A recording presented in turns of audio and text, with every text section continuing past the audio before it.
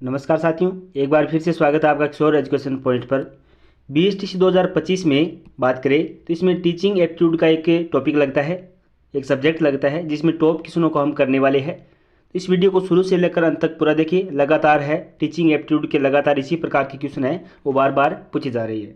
सबसे पहला हमारा क्वेश्चन है कि अध्यापक के लिए सबसे मूल्यवान है। आपके सामने ऑप्शन दे रखी है, उसकी नौकरी, उसकी गरिमा व मर्यादा, छात्रों का विश्वास, उसकी शिक्षण के प्रति आस्था।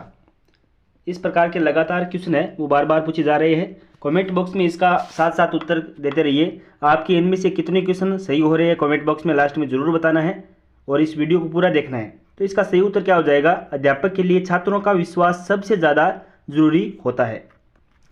अगला जो क्वेश्चन है, क्वेश्चन नंबर 2, कि अच्छा अध्यापक वह है जो मेधावी, परिश्रमी हो, अपने विद्यार्थियों से सच्ची लगन रखता हो, सदा जीवन व्यतीत करता हो या अपने विषय में प्रवीण हो।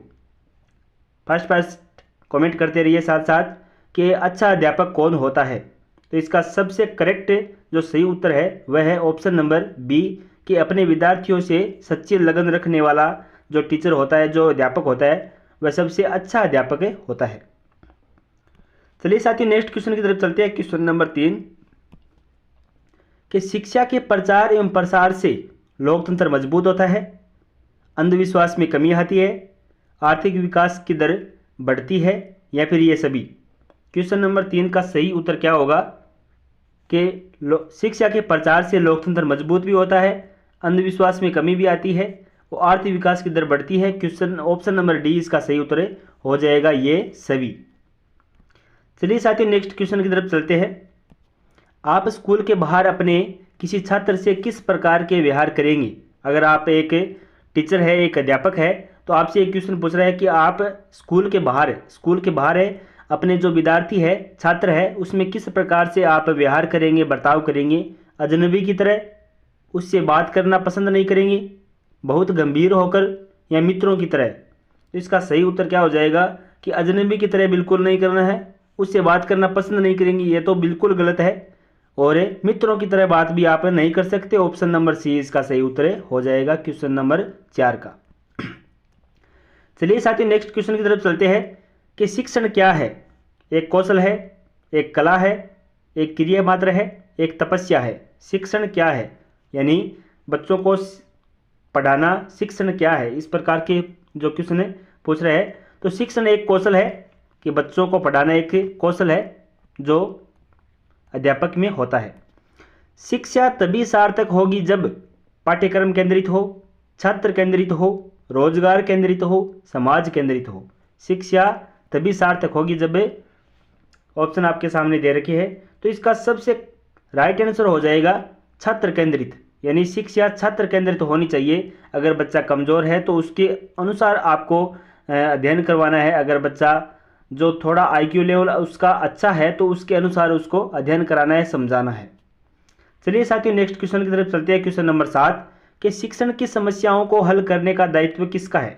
अगर शिक्षण की जो समस्याएं आ रही है, सिखाने में समस्याएं आ रही है, उसका जो हल करने का दायित्व है, उत्तरदायित्व किसका होता है?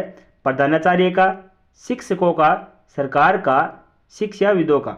अगर प्रधानाचार्य तो ये काम करेगा तो ऑफिस का कार्यालय पर जो बाहर है, ऑफिस का कार्य कौन करेगा? प्रधानाचार्य नहीं होगा। सरकार ये काम जो है शिक्षकों को जो नियुक्ति करने के बाद ये शिक्षकों का कार्य बन जाता है। तो इसका सही उत्तर हो जाएगा शिक्षकों का। क्वेश्चन नंबर 8 की तरफ चलते हैं कि शिक्षक की योग्यता एवं आचरण का सबसे अच्छा मूल्यांकन करते हैं। कि शिक्षक की योग्यता और आचरण का सबसे अच्छा मूल्यांकन कौन करते हैं? उनके प्रधानाचार्य, उनके शिष्य, समाज के सम्प्रांत लोग या फिर विशेषज्ञ। 8 का जो सही उत्तर हो जाएगा ऑप्शन नंबर बी, कि उसके मूल्यांकन है वो अच्छे शिष्य, उनके शिष्य करते हैं कि किस प्रकार का शिक्षक है। चलिए साथियों अगला जो क्वेश्चन है, आपके विचार में शिक्षा का उद्देश्य क्या होना चाहिए?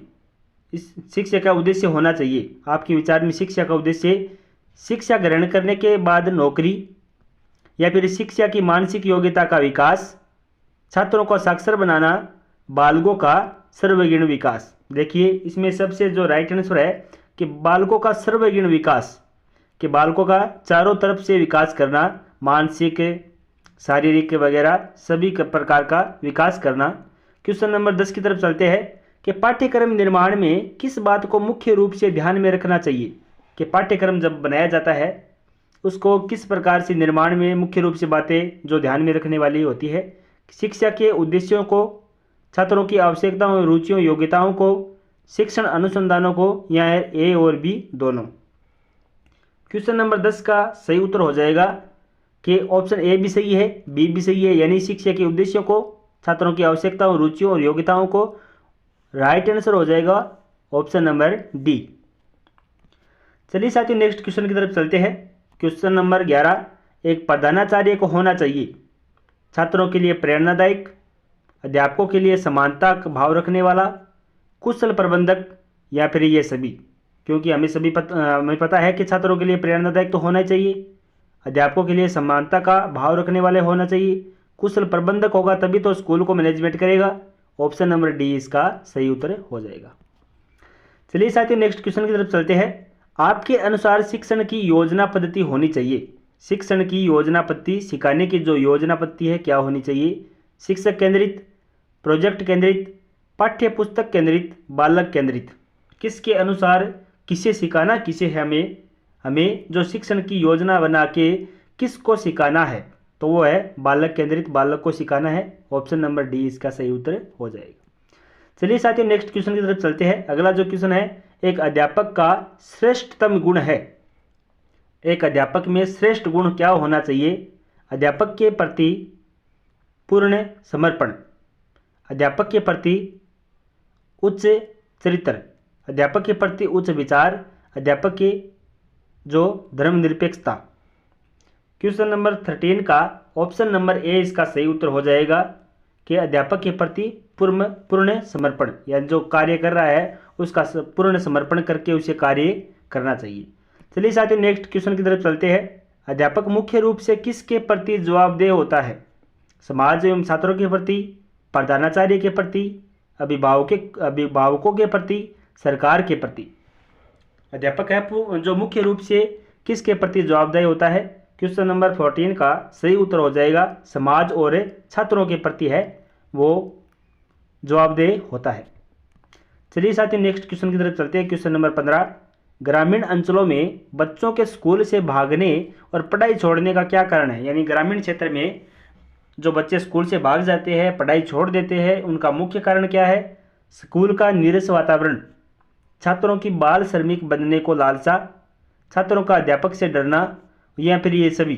क्वेश्चन नंबर 15 का कि स्कूल का नीरस वातावरण, यानी जो उसका वातावरण होता है वो उन्हें बच्चों को अनुकूल नहीं लगता है, वो किसी प्रकार से उनको अगर व्यवहार में ढालना है तो उन्हें कुछ जो एक्टिविटीज़, अदर एक्टिविटीज़ करा के उनको मन लगाना है स्कूल में, तभी वह बच्चे स्कूल में रस ग्रहण कर पाएंगे, तभी वह बच्चे स्कूल से भागेंगे नहीं। क्वेश्चन नंबर 16 की तरफ चलते हैं। अध्यापक की कार्य क्षमता को बढ़ाया जा सकता है परीक्षा के अनुसार पदोन्नति देकर, कड़े स्कूल प्रशासन द्वारा, अध्यापक के कार्यों को सराहना करके, या फिर अच्छा वेतन देकर। देखो अध्यापक की जो कार्य कुशलता, कार्य क्षमता बढ़ाना है हमें, तो ये ऑप्शन नंबर सी इसका करेक्ट आंसर हो जाएगा कि अध्यापक को उनकी जो कार्य की जो सराहना करके, प्रशंसा करके उन्हें जो आप है उसकी कार्य क्षमता बढ़ा सकते हैं। अगला जो क्वेश्चन है क्वेश्चन नंबर 17, शिक्षा शक्ति और सत्ता का स्रोत है, महिलाओं के लिए, पिछड़ों के लिए, बालकों के लिए, ए और बी दोनों।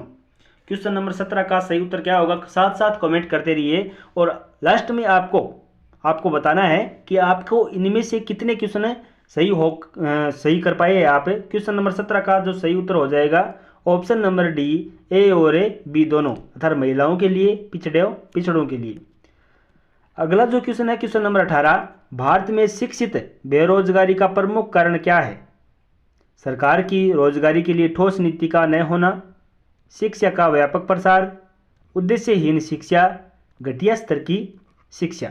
क्वेश्चन नंबर 18 का कि भारत में शिक्षित होके भी बेरोजगारी का मुख्य कारण क्या है? तो इसका सही उत्तर हो जाएगा उद्देश्यहीन शिक्षा। जब किसी शिक्षा को दिया जाता है तो इसका उद्देश्य न होकर, तो इसका राइट आंसर हो जाएगा ऑप्शन नंबर सी।